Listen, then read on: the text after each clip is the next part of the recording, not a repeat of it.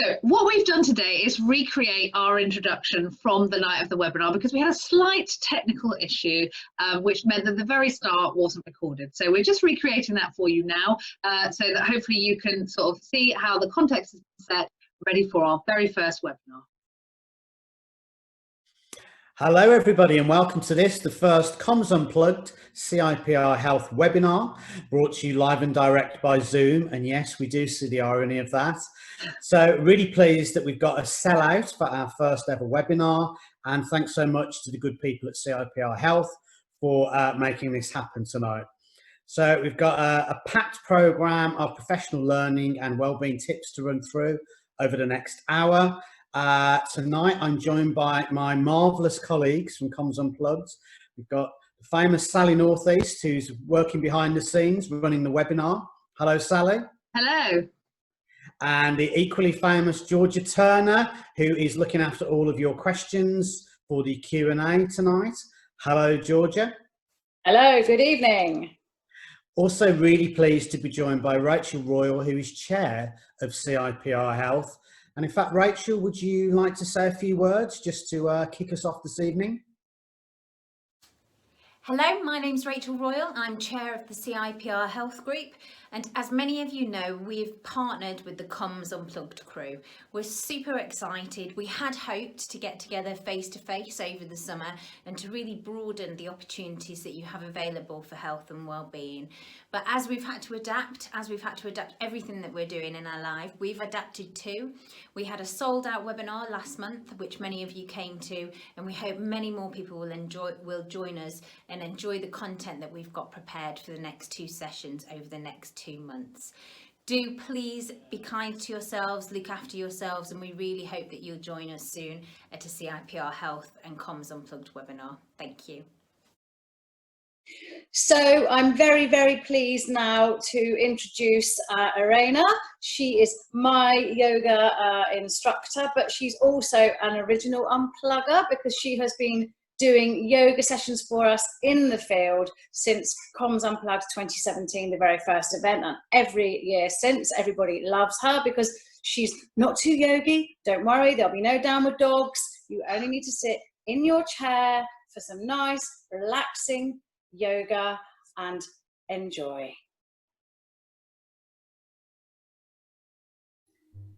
Good day, unpluggers, and welcome. We're just going to do a little 5-minute back, neck and shoulder workout yoga, and I'd also like to do a little bit of work on our eyes today.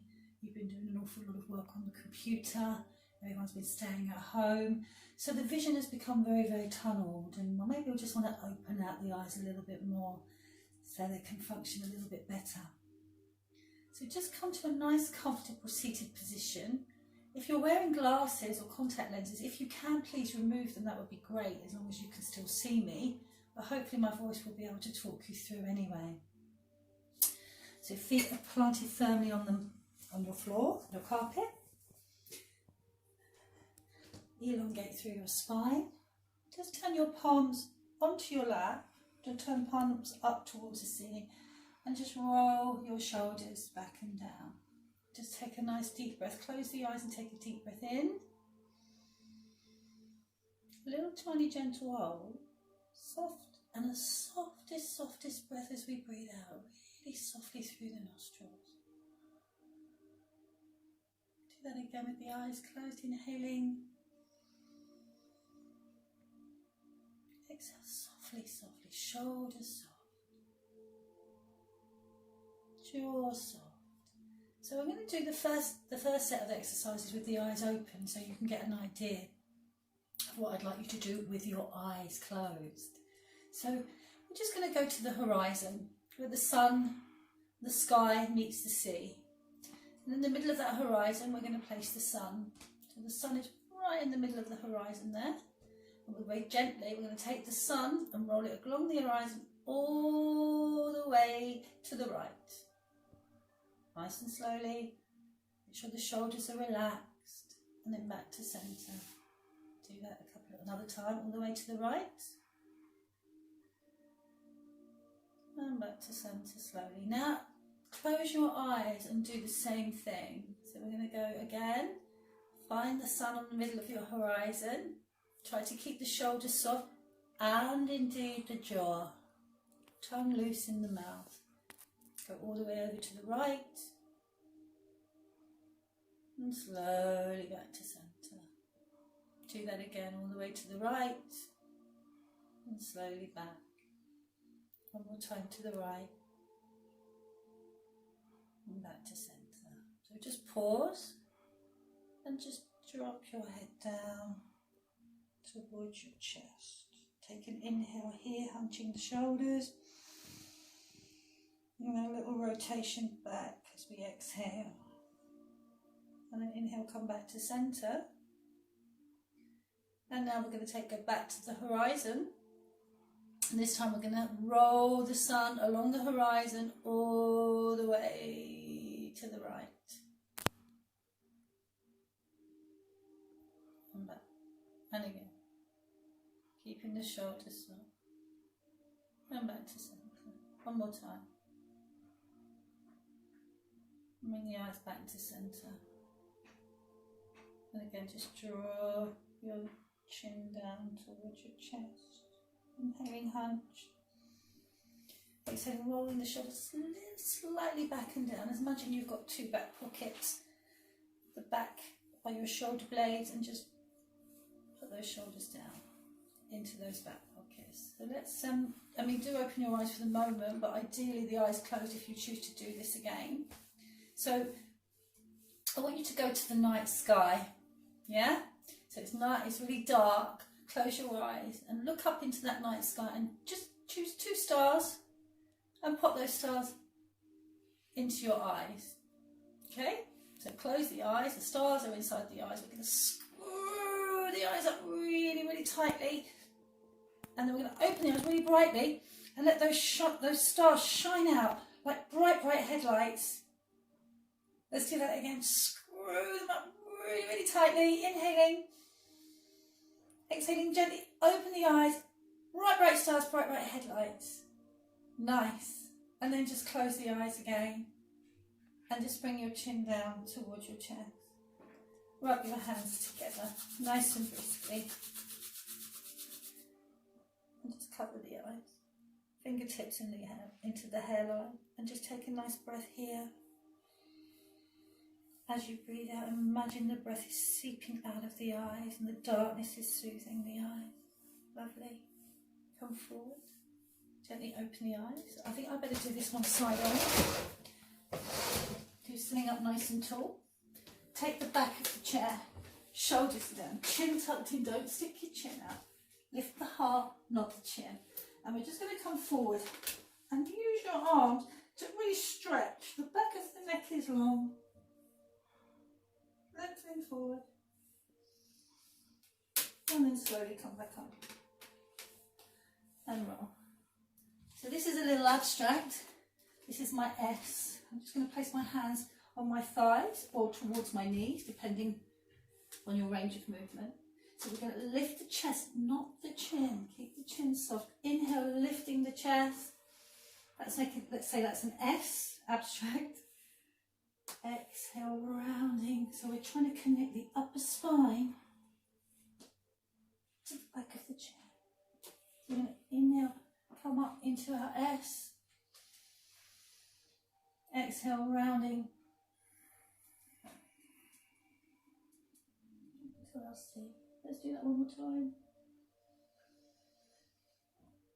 And rounding. Shoulders down. Jaw soft. Good, good. And then coming up. Rolling through the shoulders.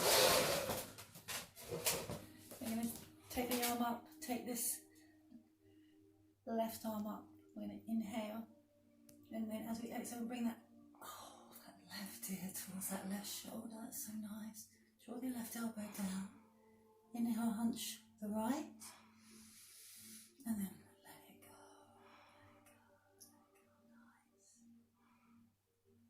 Nice. Inhaling, palm up. Wiggle fingers. And then let's lift up the right. Inhale, shoulders down. Exhale, bring that right ear to that right shoulder. Inhaling up with the left, exhaling down. Draw the elbow back a little if you wish. Inhaling up.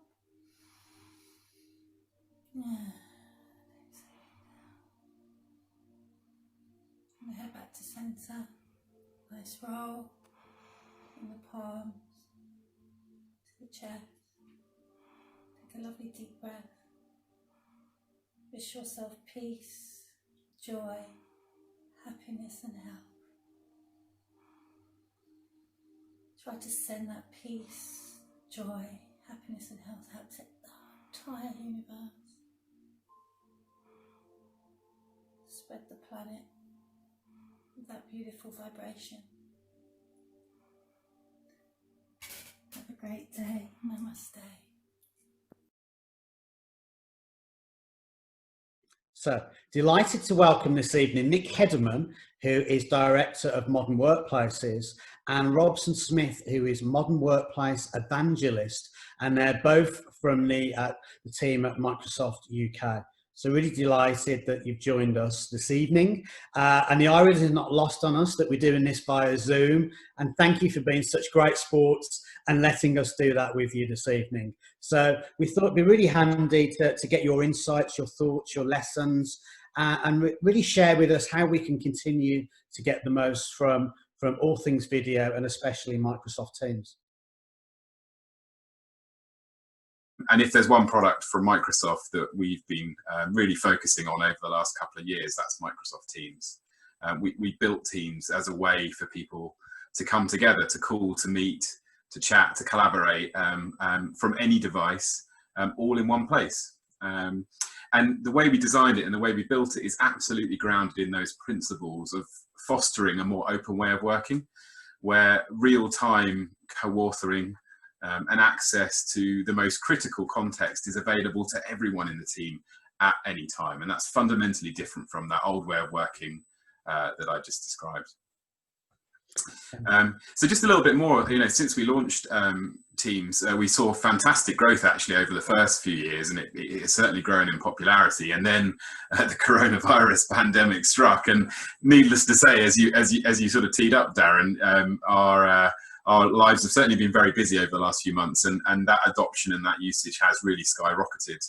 And we've just seen some most incredible stories out there. Teachers, for example, running their classrooms live and virtually, and also creating offline lessons as well for children to access at their own pace. In fact, we're about to launch the new part of our advertising campaign, which shows Danesfield School and the teachers and how they're bringing that all to life. In fact, from my own personal experience, I've been watching my wife, who's a doctor in the NHS, and how she's using Teams to not only just work to provide essential healthcare services to her patients, but also collaborate together behind the scenes with her colleagues to improve healthcare outcomes. And then we've seen many industry leaders as well who have really relied on Teams to virtually connect with their employees. There's actually a feature within Teams called Live Events, which allows you to broadcast to hundreds or thousands of employees. And that's a great way to set culture and to share important messages in a more interactive way. So those are just a few examples. I mean, just to give you a quick rundown of the stats, the numbers are quite impressive, and they blow your mind. They certainly blow mine, that's for sure. In April, on a single day in April, we saw 200 million meeting participants in a single day, and that generated 4.1 billion meeting minutes.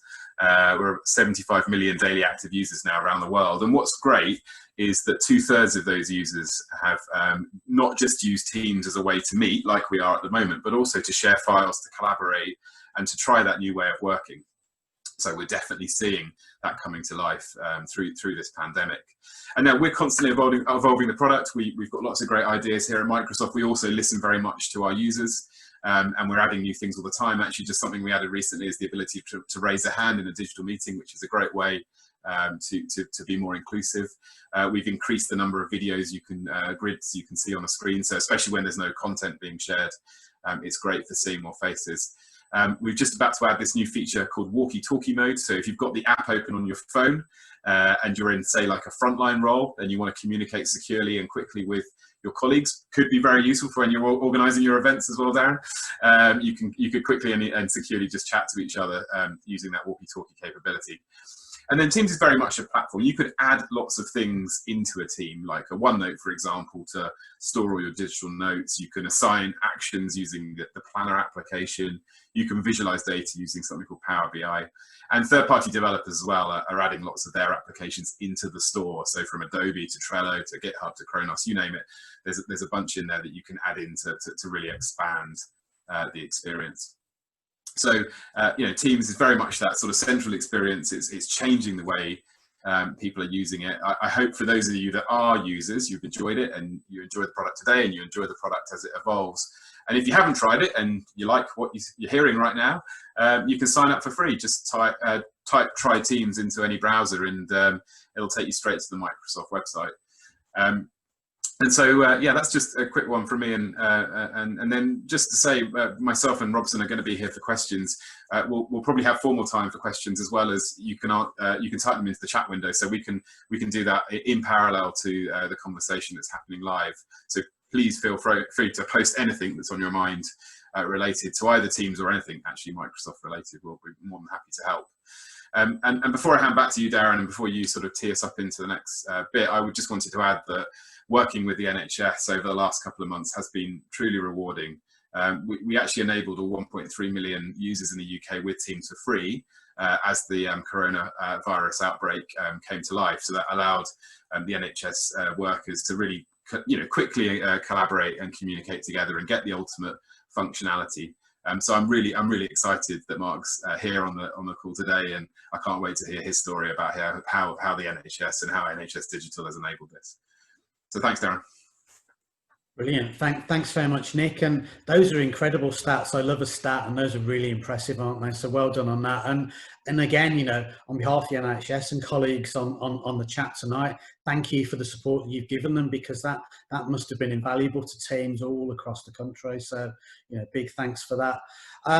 So just going to hand over now to Mark Silverside. Mark's the Associate Director of Communications at NHS Digital, and has been part of the team helping with that rollout of Teams across the NHS. So, evening, Mark, nice to see you. Hi, thanks, Darren, and thanks, Nick, as well. I hope I'm coming through loud and clear. And just before I get into Teams, a little bit of background about NHS Digital. You've probably seen a lot of what we've been doing in the press around the pandemic, and it's not a surprise that digital service is generally a core part of the UK's response. And obviously the demand for services and NHS support is at absolute unprecedented levels. And NHS Digital at the moment, our main contributions are around data provision and analytics, so the shielded patients list, demand prediction, infrastructure support, so the Nightingale hospitals, we've been involved in those, the clinical algorithms, all the techie stuff for 111 and 999, citizen-facing services, so NHS UK, NHS app, and it's important to say that the COVID tracing app is a separate one run by our colleagues over NHSX, and of course enabling remote working, which is what I'm going to talk through now. Now, I've got to say, I feel a little bit like a traitor. We're at a Comms Unplugged session on Zoom, but talking about Teams. I don't know how I justify all of that, but anyway, I do have a tent pitched in the garden, and I did a PIO session through Zoom this morning, so there you go. Now, much as I miss real-life office, face-to-face and all the rest of it, coronavirus has delivered a massive shift in our ways of working, and us having Teams has really made a big difference. We actually had Teams since May 2018 and accelerated that uptake in 2019. So we had plenty of show and tell, super user sessions, experts from Microsoft coming in to help us with our training, and the training team sort of sharing what we do. But somebody must have had a premonition in that time, because since 2018 we've been running numerous business continuity and emergency exercises. All of them using Teams, and that included things like office closure scenarios. So we were really well versed in all the functionality, but there's nothing like actually having to use it in proper anger. And our biggest issue we found really was the day before we all got sent home. We had to do a lot of communications at midnight. I'm sure the rest of you did as well. was that people left all of their devices in the office. So that was number one thing in terms of getting it all to work. But once we were forced into home working, the real benefits became really clear. Teams is pretty intuitive. It's team channels, document sharing, instant messaging, video calling, conferencing. It makes life much easier. And generally my suggestion is to be brave. Try everything out, explore. Same goes for Zoom, Hangouts and all the rest, because I think we're sort of using a whole variety of everything at the moment. You try them all and they're all slightly different, so get used to them all. But our experience in the comms team at NHS Digital, we do a regular survey, and we've found that moving online and using Teams amazingly has improved our effectiveness and efficiency, and that's despite the distractions and responsibilities of working at home. So we've actually found it really positive.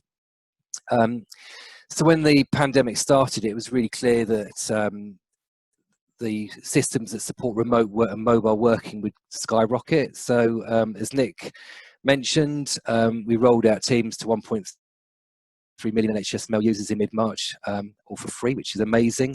Really got people hooked in.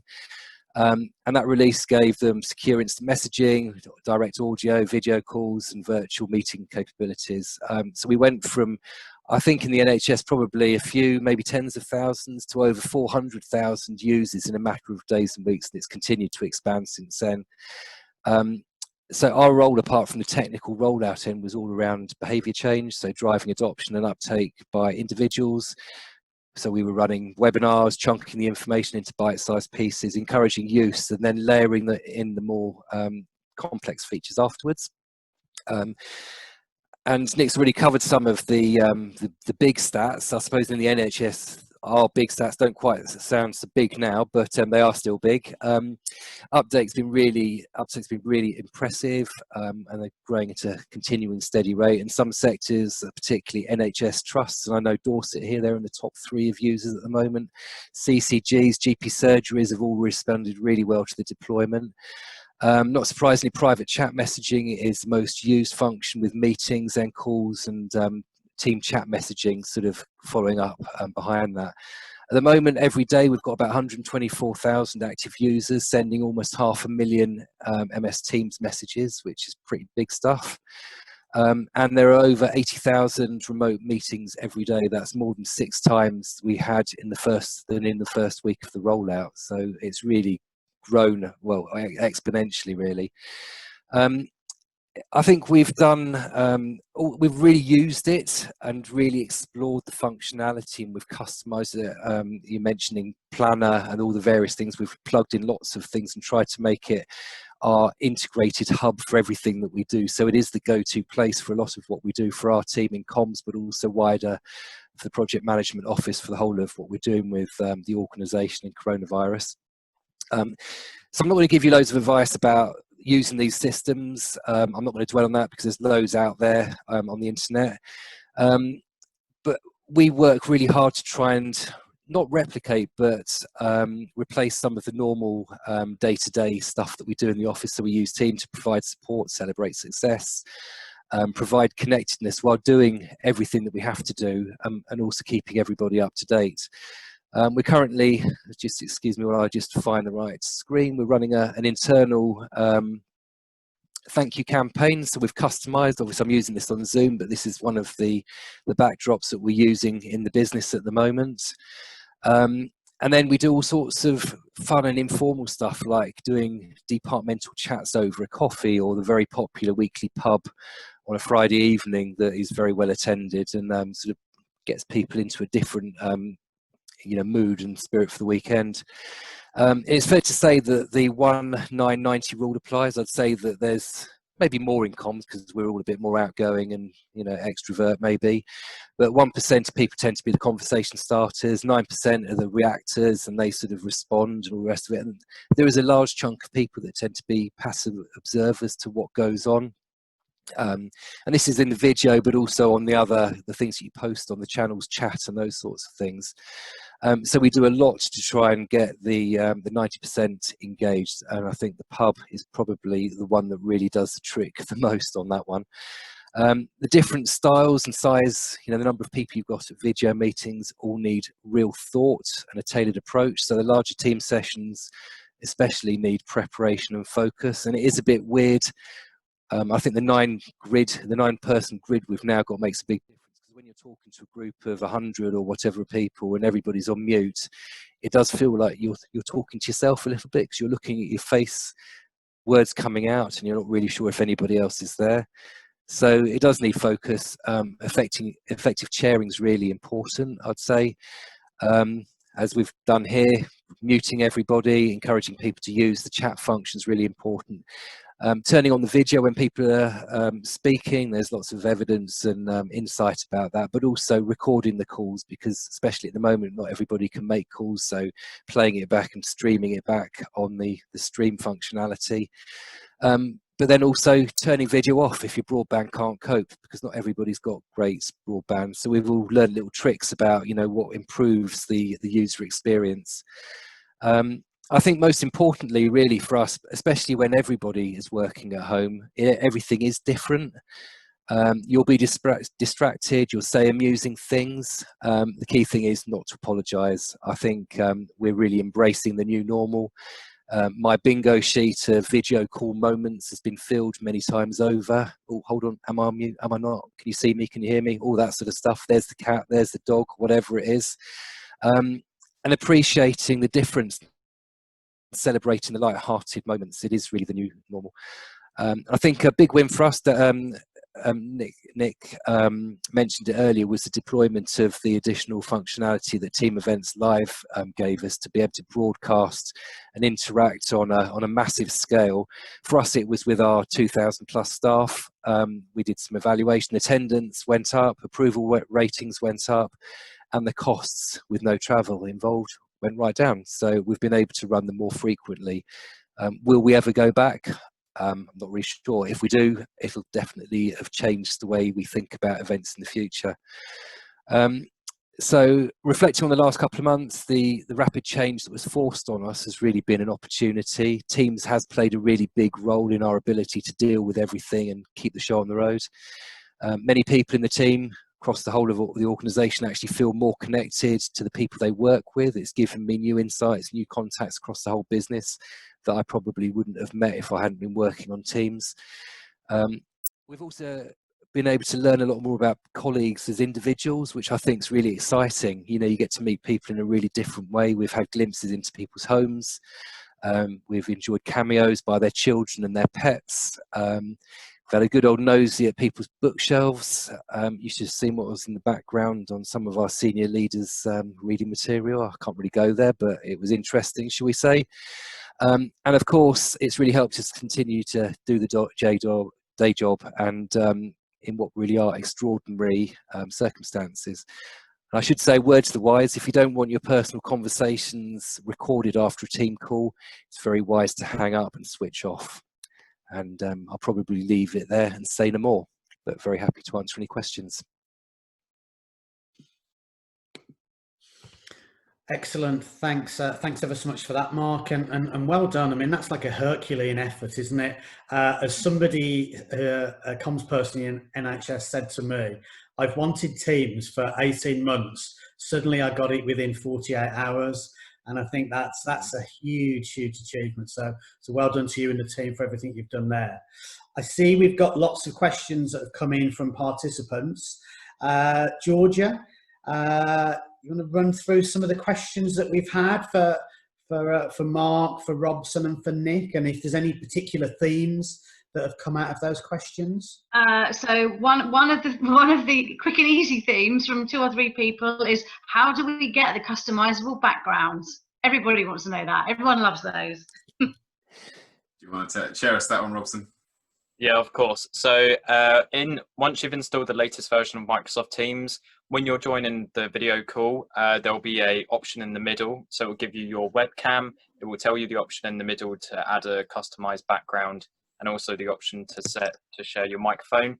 Just simply select that, and you can choose from a range of options that are already preset in Microsoft Teams. And then working forward into the future, you'll be able to add custom backgrounds. So you can put up Minecraft or any other backgrounds that you find interesting. Thanks. Okay, great, thank you. There's lots of questions around different functionalities. So, for example, things like the communities functionality, using freehand, using the SWOT list. People are saying, where do I find out more about this stuff, and what's next? Maybe I'll take the what's next question, or what's next question first, and then Robson can comment on some of the other points. We're always evolving the product. It's a cloud-based experience, and we can move pretty quickly. I mean, just to give you some context, most meetings that were happening on Teams prior to the coronavirus outbreak typically included content. And so, typically speaking, you would have a PowerPoint or a Word or something open in the meeting itself, and therefore being able to see lots of people wasn't quite as important, because often some of those people would be in the room.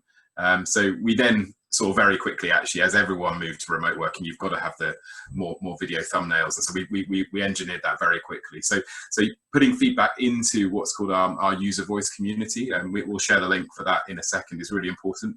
And you can upvote those things, and our engineering teams are looking at those on a daily basis. So we're always taking feedback, and you'll see new stuff coming all the time. I'll share you a link to the roadmap, and you can see just the sheer amount of new things that we've got planned for the coming weeks and months.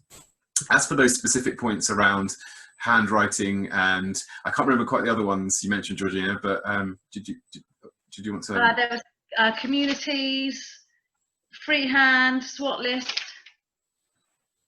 Yeah. Robson, did you want to take those? Yeah, I think quite right, as you've said, Nick. Microsoft Teams is just a platform, and we wouldn't be here today if it weren't for our third-party applications that come into Microsoft Teams. So when you're on a call, using the shared desktop feature, you can share a Microsoft Whiteboard session, which allows you to pick up the whiteboard on iOS, Android, Surface Hub, or any other Windows 10 device, which is pretty cool. You can use freehand. I know for our team meetings that Nick and I do, we use Polly, which is an artificial intelligence bot where you simply type Polly's name, post a question. So what should I have for lunch? Or when should we go down for our coffee catch up? Provide the answers, and then she will turn it into an interactive poll. So then everyone who's listening and dialing in can just interact with the options there. I think, you know, for me, Polly's one of my top ones up there. There's a Who bot as well, where you type in, you know, who is X person, so Sally or John, and it will come back to you and say, oh, I found Sally at Microsoft, and she's a salesperson. So it can tell you more information about the person, who they work with, and also contact details as well. Wow, fantastic. Have I got time for one more, Darren? Yeah, perhaps just one more, Georgia, please. Okay, there's a couple of people have asked about Yammer, integration with Yammer, and is it going to stick around? Well, let me take the question on will it stick around? Absolutely. Yammer is a really critical tool as part of Microsoft 365. It is a brilliant tool for creating community. So we see Yammer and Teams very much coexisting together.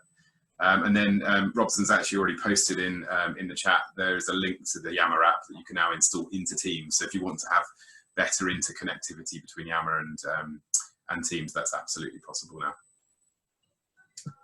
I must apologise. I called you Georgina earlier, but Georgia, my apologies. I was reading your name quickly on the side there. It happens. Fantastic. Just got half an hour on the clock. We've got lots of other questions in. Maybe we'll pull them together and perhaps. Well, we'll work through them now, Darren. We can answer them individually, so you can read those responses. Fantastic, yeah, and perhaps we'll pull together, you know, a kind of FAQ document that we can get out to everybody who's subscribed to the webinar this evening.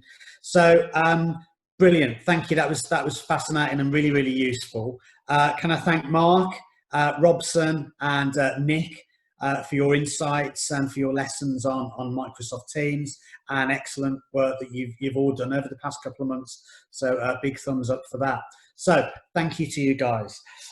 Next up, we've got our panel discussion and the discussions around well-being in the workplace. So we've got 4 people on the panel. We've got Rachel Royal, who you was introduced to earlier on in the webinar.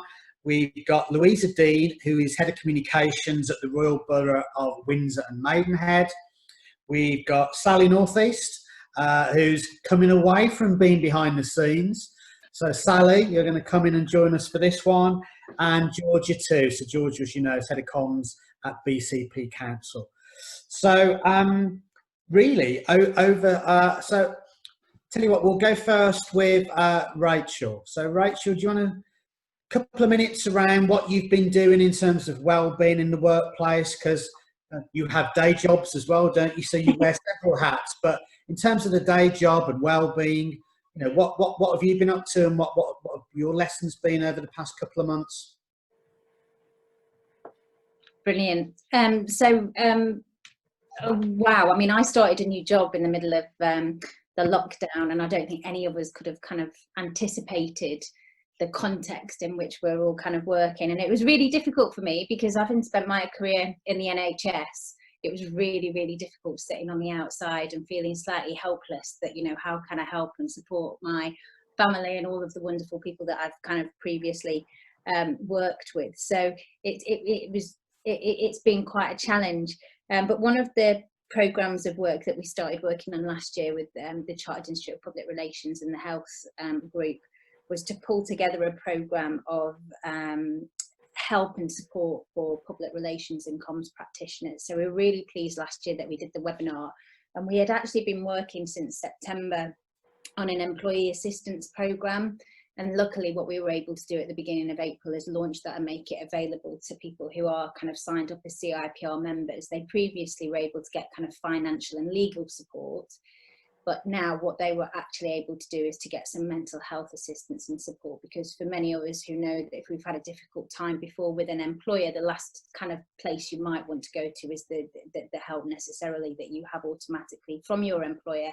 And there are a lot of people that are working in a freelance capacity or who have other issues where to go and be able to get some independent help and support was really, really important. So that service has been fantastic, and I'm really pleased that we were able to kind of launch that at the beginning of the beginning of April.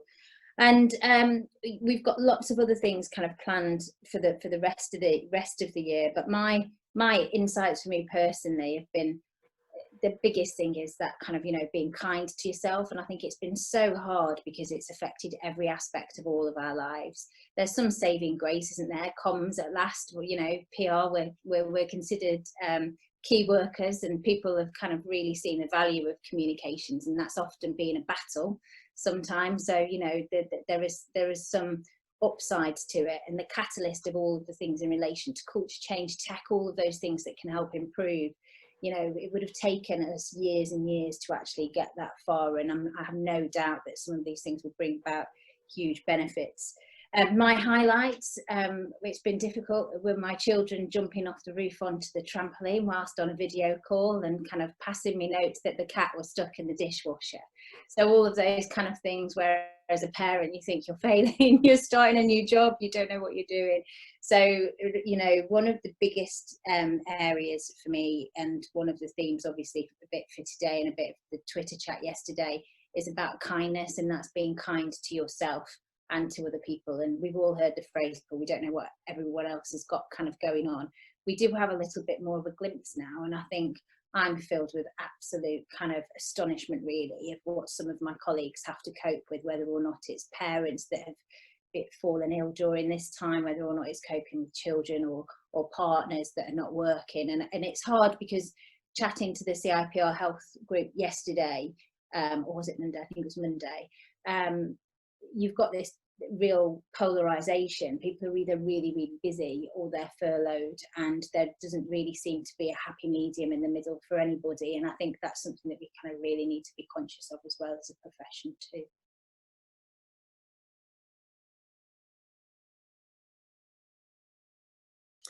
Brilliant. Thanks ever so much, Rachel. That's a great roundup. So just a reminder to everybody listening in, don't forget to get your questions in for the panelists on this one. Next, going to go over to Louisa, and I've been watching Louisa's work over the past couple of years. She's been doing some fantastic stuff down in the Royal Borough of Windsor and Maidenhead.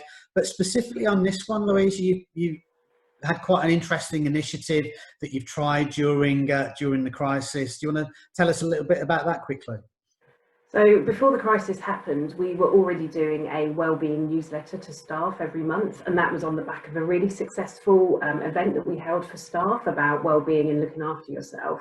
So when the lockdown happened, we thought we need to communicate with our staff and we need to make sure that they feel loved from the organisation. So we do Wellbeing Wednesday, which is a newsletter that we send out at 11 o'clock on Wednesday morning, and it actively encourages staff to stop, have a rest, have a cup of tea, and read the newsletter. And the newsletter has got a bit of everything in. There's something interesting, something useful, and something entertaining and fun. And the idea is that it's not all corporate messages. It's meant to be, some of our users are meant to be able to provide some of the content. So we set the tone quite early on from the comms team. So we did a feature where we had us and our co-workers, and they were all our cats and our dogs, and rabbits and guinea pigs and who knows what else. And we sent that message out and we put it out on the Wednesday Wellbeing newsletter, and we asked staff to feedback with their pets. And we've had horses and parrots and budgerigars, and it's been fantastic that staff have felt like they can actually put all of that content through to our newsletter, and they don't worry about what they're sharing with us or what they're sharing with the senior leadership team. So it's been really fantastic, and we've had really good feedback from staff saying they really enjoy it. It's probably because it's not corporate and it's fun messages. And we also did, this week, we've done some really nice acts of kindness from the comms team. So we went round and issued, it wasn't great, but it was packets of biscuits just to say thank you to people. So our contact centre are full of people that are dealing with angry residents. And I felt it was really important to go and say thank you to them. So we've given them biscuits to CCTV control room. So we've tried to remind people that we do care and we are looking after them during this crisis. But the newsletter has really been a real success. Fantastic. That's great to hear. And, you know, anyone that's ever been on one of my training sessions will know that I'm a stuck record with the phrase corporate and stuffy doesn't work. And you know, you're living proof of that with the work you've done there. So yeah, thanks for sharing that. I'm going to go across to Georgia now. So Georgia, what have you been up to in BCP Council on this one? So many of you on the webinar may not know our council is a very new council. It's only been in existence since April last year. So it consists of all staff that were previously at Bournemouth Council, Poole Council, Dorset Council, Christchurch Council. So that whole sense of belonging is not necessarily as established as it might be in a more an organisation with a bit more history to it. So we have a new internal comms strategy, and something in that internal comms strategy was looking at a staff Facebook group. And what we would normally do is, you know, we consult with staff, we'd ask them what it should be called, we'd do a bit of user testing, we'd have a bit of a focus group. Well, it's amazing what comes out of a crisis, because we just got on with it and did it. We launched it about, I think, 3 weeks ago. There's about 1,000 members of staff on that group now. It's very much not corporately branded. It hasn't got the council logo on it. We don't post in it as BCP Council. It's a lot of wellbeing content, people sharing their home offices, tips, recipes, cooks, loads of cats and dogs, obviously loads of cooking, really just nice, warm content as a way people are connecting, feeling more in touch with the organisation and with their colleagues, and actually colleagues who weren't even in their teams or that they don't work with or don't know, but you're finding shared interests with people in your organisation through this Facebook group. There's the occasional bit of work content. Again, it's not posted as BCP Council, but for example, this week myself and my team are posting in there quite a lot about Mental Health Awareness Week. Someone from the homelessness team the other day put in a post appealing for clothes to take to homeless people, and got absolutely inundated with, you know, more bags of clothes than she could cope with just from the council Facebook page. So on the whole, it's social, on the whole it's fun, there's a little bit of work thrown in. Fantastic. Thanks, Georgia, for sharing that. And just flicking across now to Sally. So, Dorset Healthcare, what have you been up to there? Hello. Yes, well, obviously we're an NHS trust. We're a community and mental health trust, and we are very dispersed across the rather large county of Dorset. We have about 6,000 staff, but they're in about 300 sites. So it's actually really difficult. It's a really big challenge anyway to communicate across that sort of workforce. And so much information has been going out to them about being safe, about the PPE, about everything that you can imagine to try and make sure they've got all the information they need. And all of it's serious, and some of it's probably really scary.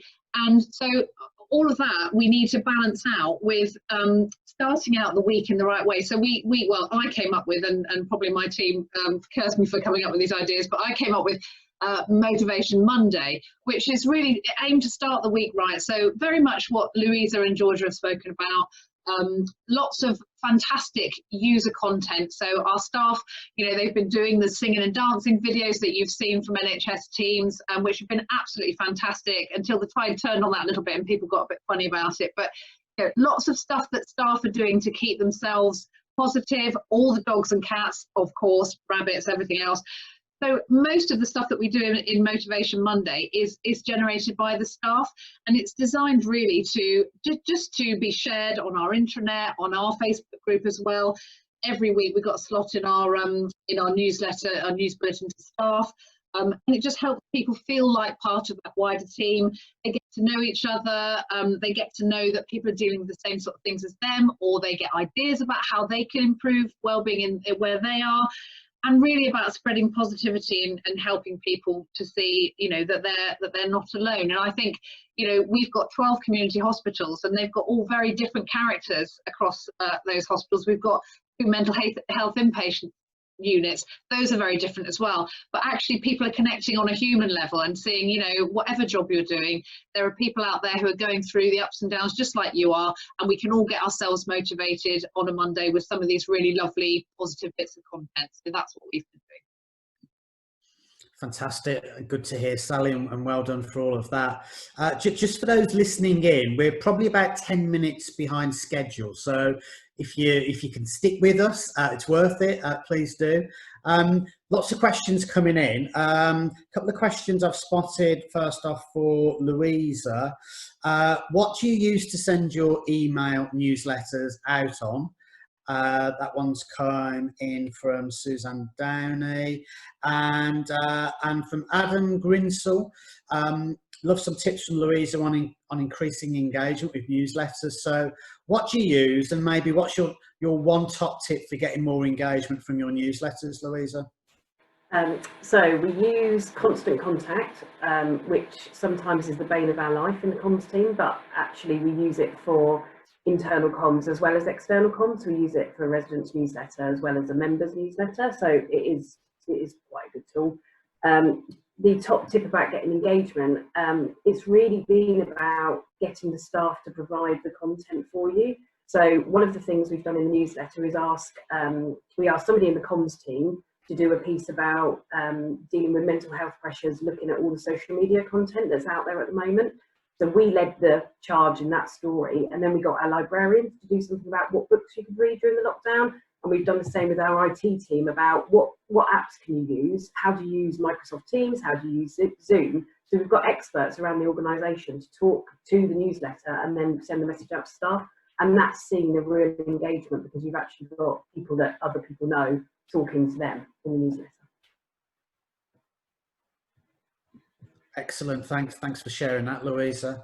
Another question from Suzanne, actually, and maybe this is one that we can get Robson and Nick to cover when they come back to us with some of the answers. Just around, is there an option within Teams for e-newsletters and the like?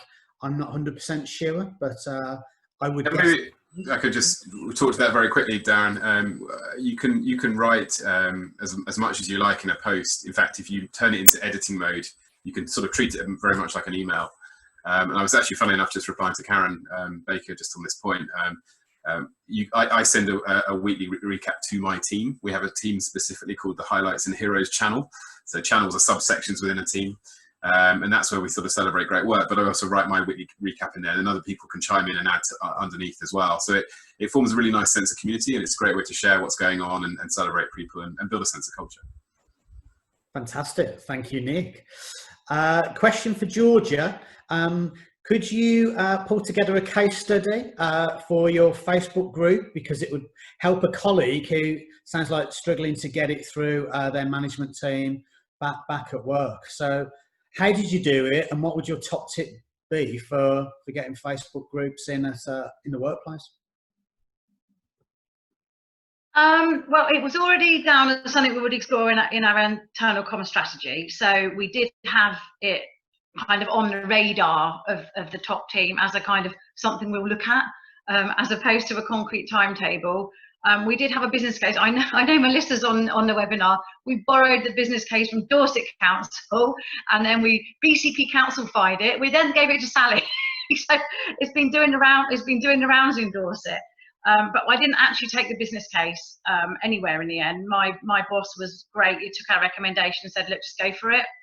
And I think the argument that we made was, I've seen some chat around maybe having this kind of content on the intranet. For us, we decided Facebook would work because we've got so many staff who are not office-based, who are out and about in the field. They are not ever, you take people like our refuse ops, our parks guys, they are not going to look at the intranet. They are not. They probably are on Facebook. They probably are. The main queries we needed to satisfy for people were the security, the data security, and the fact that it was a safe space and not anyone could come in. What we were going to do to make sure that it was only BCP Council staff. So those were the things that for me felt we needed to cover off. But yeah, there's a business case which is a contribution by a number of councils and organisations. So I can put that together, get it shared. Yeah, excellent. Thanks, Georgia. And it's easy for me to say, but you know what? Just do it. Just do it. It'll work. Comms people have a great gut instinct. You know what will work and what won't work, and you'll call it right 99% of the time. We just need to crack on and do these things. And if it all goes horribly wrong, we'll apologise afterwards. But I just say do it. Question that's come in from Rosaline up in Scotland. Hello to you. Great tips here. Will it be available afterwards? Yes, it will be. We'll be sharing a recording of this so you can live through it all again. We'll be sharing that with you as quickly as possible. Again, yeah, a little bit mindful of time because I don't want to run too much over. Another question for Georgia, actually, from Michelle Atkinson. Hi, Michelle. Is Facebook Workplace free? We haven't used Facebook Workplace. We've just created a group, a closed group, which people join. So we haven't used that. We've just used it's linked to our BCP Council page. So yeah. It was free. It is free. It is free. And local government budgets being what they are, that's helpful. Yeah, we did the same. Yeah. In terms of Facebook Workplace, my understanding is, certain organisations will be able to use it for free, but other organisations will need to pay for it. So I think it's a bit of a mixed picture, that one. Before we move on to our final slot, Rachel or Sally, anything extra you want to add before we move on? Sally, perhaps first. I don't think so, apart from the fact that clearly we are all finding new ways to do this stuff and do it remotely and reach out to very varied workforces. Actually, we've got people doing really, really different jobs in some of our organisations. If you think from the NHS, you've got all the support services, you've got healthcare assistants, you've got drivers, you've got nurses. You've got to try and think and get to the real human level, not about specialist stuff. It's about what appeals to people, real people, because that's what people want. They want that connection. I think that's the really important thing that we need to just focus on. 100% agree, Sally. Yeah, great suggestion that. Lots more questions coming in. Jill Spur, hello to Jill. I work for a housing association and we have Workplace for free. So there's a top tip there from Jill. Joe Bland, having joined an organisation in lockdown, what would be your top tips on the onboarding process? And that one's to Rachel, please. I think this isn't the textbook answer, but it's often the answer that gets you best into the thick of it, which is what a great environment to just be thrown in at the deep end. I remember when I joined NHS Digital, it was just after WannaCry, and that felt slightly overwhelming at the time, hence the work that we'd been doing and planning around emergency preparedness, for example. But I did luckily have 2 weeks in the office where I actually physically got to meet my colleagues face to face, and I have to say they've been brilliant. And what we've done is there's not a sophisticated HR function as such, but the routine and the daily routine. And one of the things that I've got back into after working quite remotely, but almost in more of an anonymous environment for the last 12 months, is getting back into that daily routine. So for me, Joe, it's not quite so much about the onboarding process, but that daily routine, checking in with your colleagues early in the morning, having that daily rhythm and that weekly rhythm of what activity are you going to be doing, and what are you going to be focusing on, and what are the priorities for that day and for that week. And that's really helped and supported me. Fantastic. That's great to hear, Rachel. Thanks for sharing that. So I think I'm going to wind the panel up now, just to, in the spirit of trying to keep us somewhere near timings. Can I thank Sally, Georgia, Louisa and Rachel for your insights. It sounds like there's probably 4 blog posts there that we can get onto various websites, because that's the great thing, isn't it? You know, that example about that business case being shared around organisations. We too often recreate the wheel, and we should share much more often. So that's a fantastic example of that there in action. So thank you to the panel. Really, really interesting stuff there, and well done for everything that you're doing right now. And I'm going to hand over for the very last part of our webinar to the super talented creative artist that is Sally Northeast. Sally, over to you for this final section. Thank you, Darren. I don't know about that. You're over-egging my talent somewhat, I think. But one of the things that's really helped me with my well-being, actually over the last couple of years, is to just to teach myself to draw. And I draw all sorts of different things, and I buy loads of books, and I, get loads of different inspiration on the internet and all sorts. And I actually find it a really mindful thing to do. So I've made a few little drawing videos just for people to draw along with, tested them out with a couple of people. And so if you want to grab a pen or a pencil and a piece of paper, we've just got a really short little video, probably about 6 minutes long, and I hope that you can draw along with me. So I'm just going to stop my video, and there'll be a brief pause while I put that video on, and I will see you on the other side.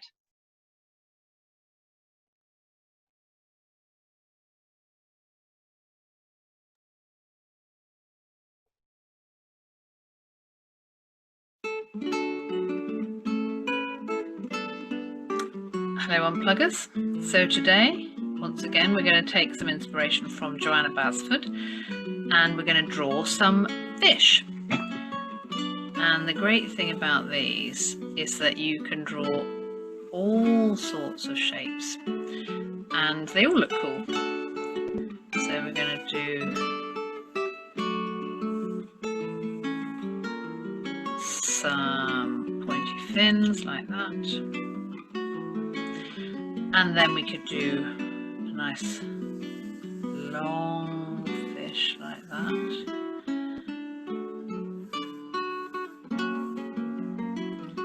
With some different types of fin. Like that. We will fill these in a minute. We can do sort of like an angel fish type shape.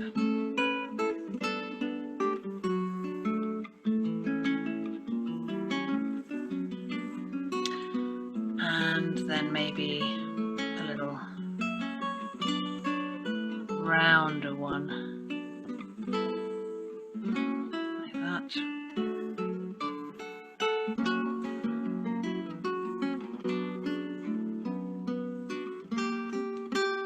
So there we have our basic fish shape. Should we have another one? Let's have a little one down here.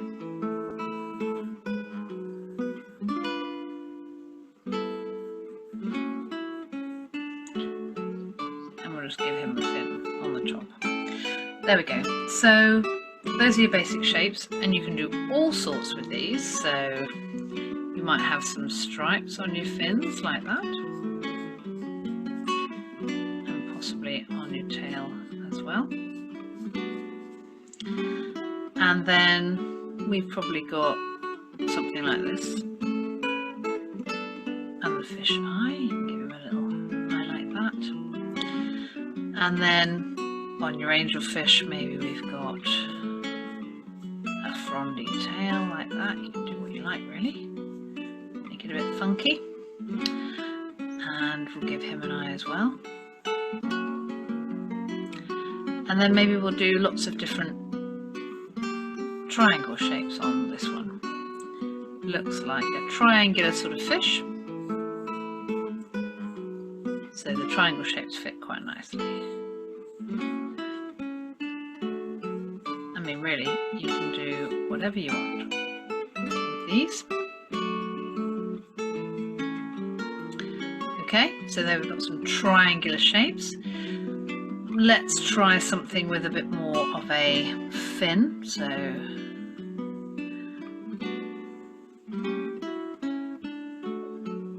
we'll get some scales going here.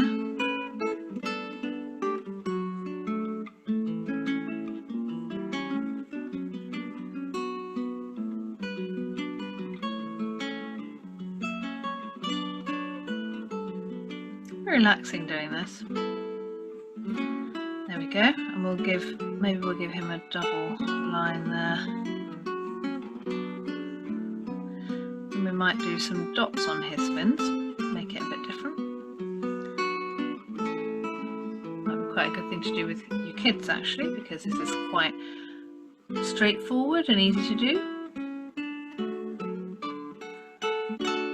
So we might go for some bigger stripes on this fish. Oh, I'm getting a Finding Nemo flashback. Goodness me, I don't know how many times I watched that film. So we could do some different things here.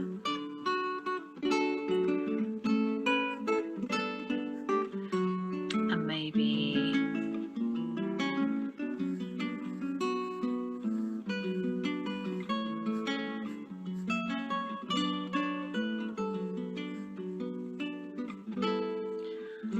let's give him an eye. I'm not able to see what he's doing. Okay, so we could do something bubbly here. Lots of little circles.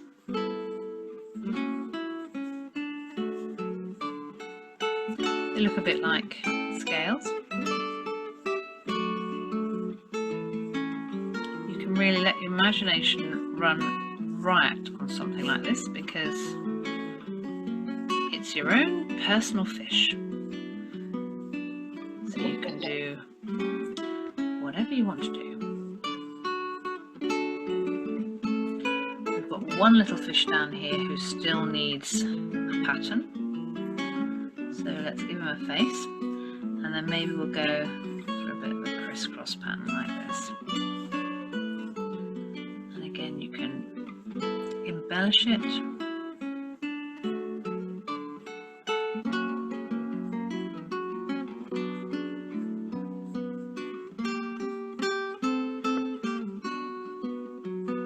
that. There. It's a funky set of fish, and then you can go over that with pen and colour them in if you want to.